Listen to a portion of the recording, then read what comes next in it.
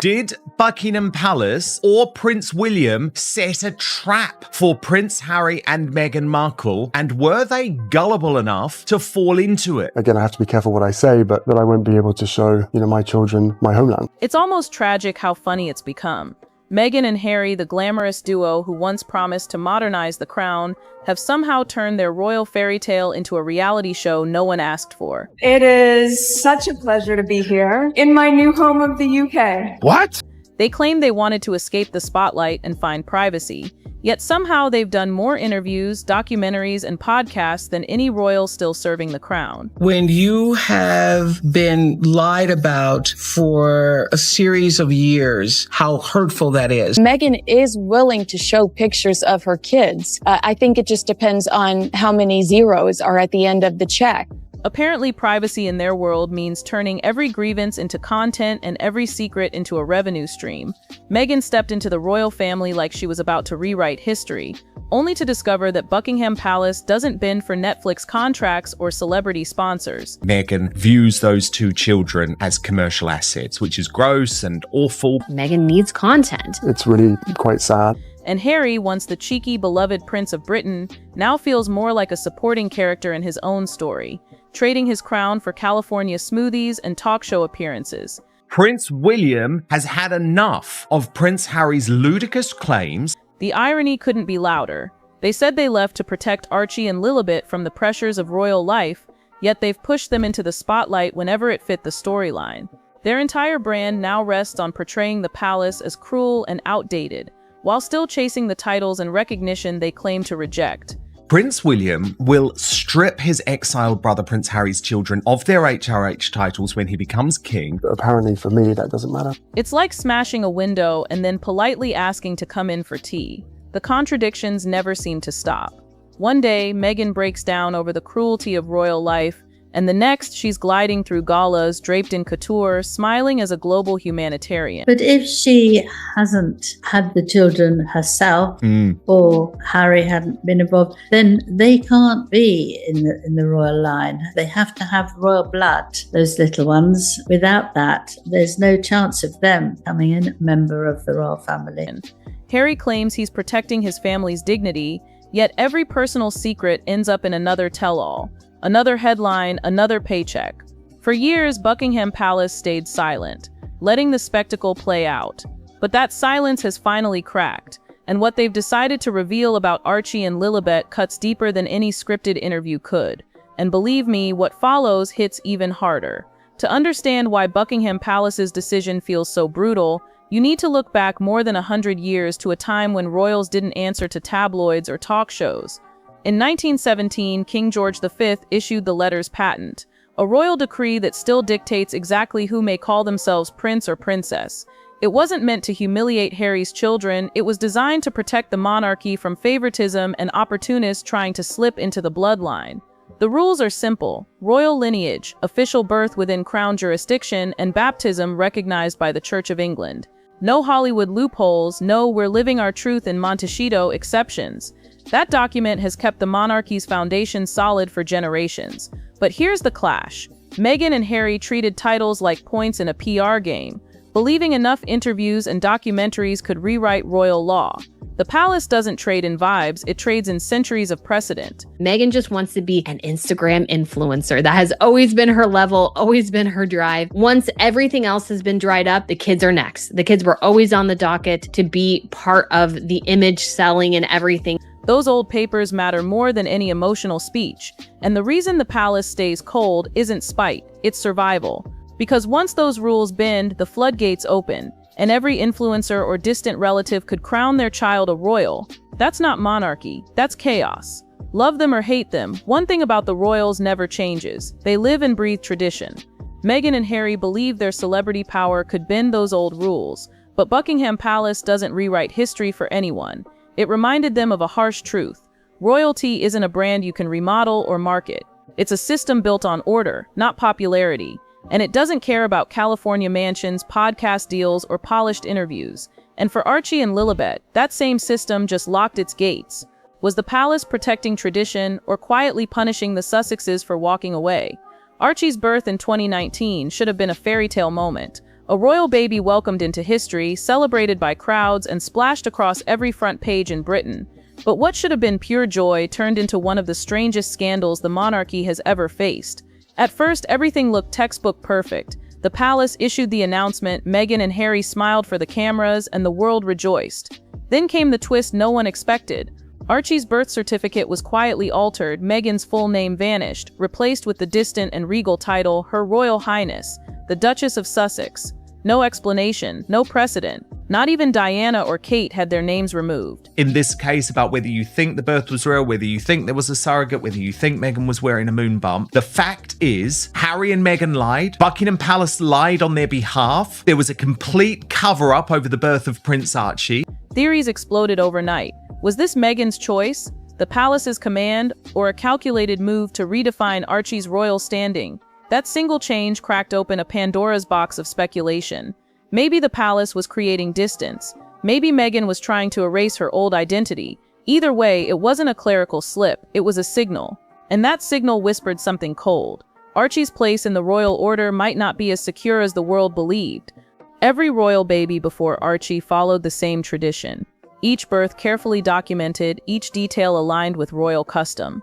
But Archie's record broke that pattern, and in palace language, being an exception is never a good thing. The public saw the perfect picture, a happy couple and a newborn wrapped in royal blankets. But behind that image, the documents whispered a quiet warning. This child might never be fully accepted. If Archie's birth raised questions, Lilibet's arrival turned whispers into alarms. Born in California in 2021, she didn't enter the world with trumpets, official bulletins, or the grandeur of St. Mary's Hospital. There was no balcony appearance, no gilded announcement framed outside Buckingham Palace. Instead, her birth was revealed through a sleek press release from Harry and Meghan's PR team in California. For a royal child, that absence of ceremony was astonishing. Traditionally, every royal baby, no matter how far from the throne, receives at least a brief acknowledgement from the crown. Lilibet received none. No statement from the Queen. No entry in official palace records, no trace in the centuries-old machinery that defines royal life. It wasn't forgetfulness, it was deliberate. The palace knew that recognition carries meaning. Buckingham Palace is being pressured to remove Prince Archie and Princess Lilibet from the UK's royal line of succession until the Duchess provides absolute proof that she popped out both babies herself. To acknowledge her would have been to tie her name to royal lineage. By staying silent, the crown drew a boundary no one could miss. Lilibet may be Harry and Meghan's daughter, but in the eyes of the monarchy, she would never be an heir. The difference was stark. Other royal babies were celebrated as symbols of continuity. Hers was treated as a personal family moment. Heartfelt, yes, but cut off from heritage. In royal terms, silence can speak louder than ceremony, and this silence echoed louder than any royal proclamation ever could. A royal baptism is never just a ceremony. It's a sacred tradition that binds a child not only to the Church of England but to the monarchy itself, a moment where faith, history, and legitimacy are sealed together. But for Lilibet, that moment never existed in the palace's eyes. Meghan and Harry held a California celebration surrounded by friends and celebrities, yet it was never recognized by the Church of England. That missing acknowledgement carries weight. Without it, her name doesn't appear in the sacred records that have defined royal lineage for generations. This isn't about belief, it's about protocol. Every royal baby before her, from William to Louis, had their baptism formally recorded as part of the monarchy's spiritual heritage. Lilibet's, however, was treated as private family business. Heartfelt, yes, but about as official as a Malibu christening. That decision, or rejection depending on your view, left her floating between two worlds. Loved and adored in California, yet invisible in the palace archives. And for an institution obsessed with continuity, silence can be the loudest statement. Spiritually and symbolically, she was never brought into the fold. Meghan and Harry may see that day as meaningful, but in royal language, what isn't recorded simply doesn't exist. Meghan and Harry's entire image rests on their royal link, the tension between royal duty and personal freedom. Strip that away, and what remains are two former royals trying to stay relevant in an industry that moves on fast. Their children, once seen as proof of their ongoing royal legacy, now stand without titles or recognition. Suddenly, Meghan's brand as the modern Duchess and global mother figure looks uncertain. The documentaries that promised royal truth now resemble polished reality TV confessionals. Even Harry's memoir loses its weight when the very institution he accuses refuses to acknowledge his own children. Without royal titles, Archie and Lilibet aren't seen as heirs to history, just privileged American kids growing up oceans away from the crown. Far from the drama they once represented, Meghan and Harry now stand on the edge of the world they left behind. For Meghan, the fallout hits deeper than a PR loss. It shakes the very brand she built. Her lifestyle ventures, public speeches, and polished image all leaned on that royal connection.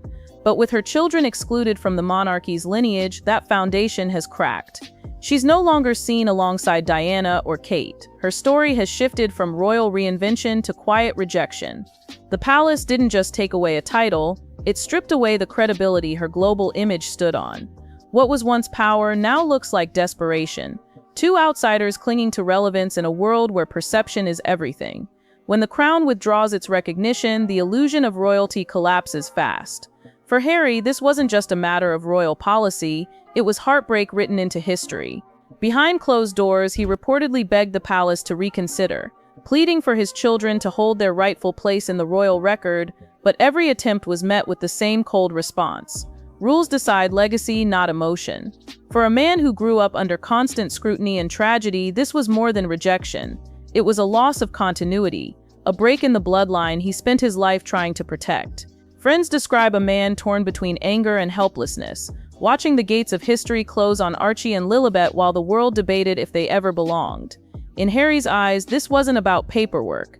It was about being shut out of his own family, a royal exile carved into law. But for the palace, tradition always outweighs tears. When Buckingham Palace finally made its move, it didn't whisper, it thundered. Legal filings confirmed what silence had already said for years. Archie and Lilibet were officially cut from the royal framework. No titles, no succession rights, no security privileges. In the world of monarchy, that's not just a demotion, it's erasure. The palace doesn't make such decisions lightly, and when it does, the message is permanent. For Meghan and Harry's children, this wasn't about being less important, it was about being written out completely. Their names might live in headlines, but not in the royal lineage that defines the Windsor dynasty. The cruel twist, they never chose this fight, but they'll grow up carrying the cost of their parents' rebellion and the monarchy's refusal to bend. To the palace, this was preservation, protecting the sanctity of rules crafted more than a century ago. To outsiders, it feels cold, even brutal. Yet that's how the monarchy survives, by choosing legacy over love. For Archie and Lilibet, that meant the door closed, quietly, firmly, forever. No grand speeches, no public drama, just a few signatures that wiped their royal identity from history. With that act, the palace drew a line that no Netflix special or emotional interview could ever cross. Their story doesn't end with crowns and titles, but with silence and paperwork, a royal fate sealed without ceremony. And that's what makes this so haunting. What Buckingham Palace did wasn't just legal, it was symbolic, a statement that echoes through royal bloodlines and California mansions alike. Archie and Lilibet may grow up loved and free from the monarchy's grip, but they'll always be known as the heirs who never were. Meghan and Harry fought for recognition, rewrote their story, and tried to challenge an institution older than time. But in the end, the crown reminded them of one unshakable truth: heritage isn't negotiated, it's enforced. When Meghan and Harry stepped away, they didn't just leave the palace. They walked straight into a battlefield far more ruthless, the global media. What started as a quest for freedom quickly became a war of headlines. Every appearance, every interview, every exclusive turned into ammunition, not protection. They thought controlling their own narrative meant reclaiming power, but in reality, they handed the spotlight more fuel than ever. In trying to escape the palace's control, they ended up trapped by something even bigger: public perception. The monarchy's greatest strength has always been its restraint. It doesn't explain. It doesn't apologize. It doesn't need to. Meanwhile, the Sussexes mistook constant visibility for control. They gave the world front-row seats to their wounds, believing transparency would earn sympathy. But the more they spoke, the more the narrative slipped away from them. Every tearful confession became tabloid currency. Every truth they told spawned 10 new rumors. And while they were busy defending their side of the story, Buckingham Palace stayed silent, knowing that silence, not outrage, wins in the long game. In the court of public opinion, the Sussexes built an empire on exposure.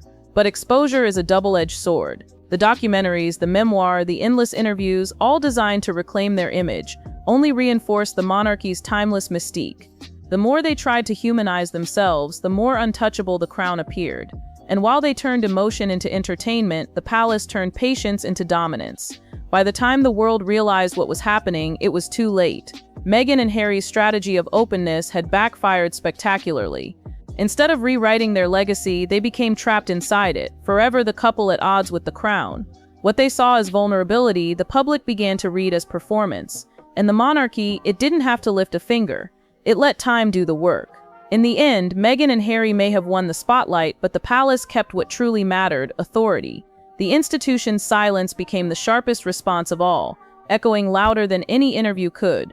And as the cameras faded and the headlines cooled, the truth became impossible to ignore. You can outtalk the tabloids, but you can't outlast tradition. If the palace's silence was strategic, Prince William's was personal. For all the talk about royal tradition, this feud wasn't just between a family and an institution, it was between two brothers who once shared everything. Harry's decision to walk away didn't just break protocol, it broke the last bond holding him to the heart of the monarchy. And when the palace stripped Archie and Lilibet of their titles, it wasn't just law enforcing itself, it was William enforcing the boundaries of power. Behind the polished smiles and distant statements, their relationship has become a ghost of what it once was. Insiders say William's patience reached its limit long ago. He saw Harry's interviews as betrayals, each confession another dagger aimed at their family's reputation. To him, Harry wasn't just challenging the crown, he was tarnishing their mother's legacy, turning private pain into public currency. And for William, who spent his life preparing to protect the institution, that was unforgivable. When Harry spoke of reconciliation, the palace stayed quiet. But William's silence hit harder. There were no secret meetings, no warm text, no quiet truce over tea. Just distance, cold, deliberate, and permanent. He didn't need to make a statement because his stance was clear. Harry had chosen his side, and it wasn't the crown. Those inside the palace say William's resolve has only hardened, especially as the future king. His loyalty isn't to his brother anymore. It's to the institution he'll one day rule. And that's what makes this rift so devastating. It's not fueled by hatred, but by duty. William isn't punishing Harry out of vengeance. He's protecting the monarchy from chaos. In his eyes, the Sussexes traded loyalty for limelight, turning royal duty into Hollywood drama. And as much as it hurts, he believes history will vindicate him, that someday when the noise fades, people will see who truly upheld the crown's dignity. The tragedy is that both brothers are trapped in the same story but reading from opposite ends. Harry sees a system that crushed his mother and now rejects his children. William sees a family member who betrayed their heritage for headlines. Between them lies a silence heavier than any argument, one that has outlasted every tabloid, every scandal, and every plea for peace. And as the monarchy continues without them, that silence becomes the final verdict. Not shouted, not written, just understood. The brothers who once stood side by side now symbolize the two halves of this royal war: emotion versus order, rebellion versus restraint. And in that quiet divide, the crown found its victory. So did Meghan and Harry ever truly understand the system they were up against, or did they convince themselves that fame could bend 1,000 years of monarchy? That's the question that lingers long after the headlines fade. Because what happened here wasn't just another royal scandal. It was a collision between two worlds that were never meant to coexist. On one side, a centuries-old institution built on rules, ritual, and restraint. On the other, two people raised in the age of celebrity, believing emotion and exposure could rewrite tradition. They walked away thinking they could redefine what royalty means, but in doing so, they learned that the crown doesn't negotiate, it endures. What's left now is the silence. The same silence they once mistook for weakness has become the monarchy's greatest weapon. No press conference, no statements, just the quiet power of history moving forward without them. Meghan and Harry can tell their story on every stage, every platform, every podcast microphone they find. But the crown won't answer. And in that absence of response lies the ultimate message. The institution doesn't have to fight to win. It simply waits. The irony, of course, is that the couple who sought freedom from royal control are now defined by the very system they rejected. Their brand, their headlines, even their relevance, all orbit around a crown they no longer wear. Every book, every documentary, every emotional confession only reinforces the tie they tried to sever. Because without the monarchy, what are they? Two voices telling a story that no longer has a kingdom to echo through. Yet perhaps that's the tragedy of it all. In chasing authenticity, they lost legacy. In trading tradition for independence, they discovered how cold freedom can feel when history moves on without you. The palace didn't destroy them, it simply didn't need to acknowledge them. And that quiet omission speaks louder than any scandal. So, as the world debates whether the crown was cruel or calculated, one truth stands unshaken. In the game between emotion and order, the monarchy always bets on time. Meghan and Harry's chapter may be closed, but the institution remains untouchable, unchanged, and unmoved. The ink of their rebellion has already dried, but the crown's silence, that will echo for generations. Because in the world of royalty, silence is never just silence. It's dominance, it's discipline, it's power. And if you think this story was shocking, wait until you hear the secret feud that started it all, long before Meghan ever stepped into the palace. Tap that next video now, because the crown's biggest betrayal is still to come.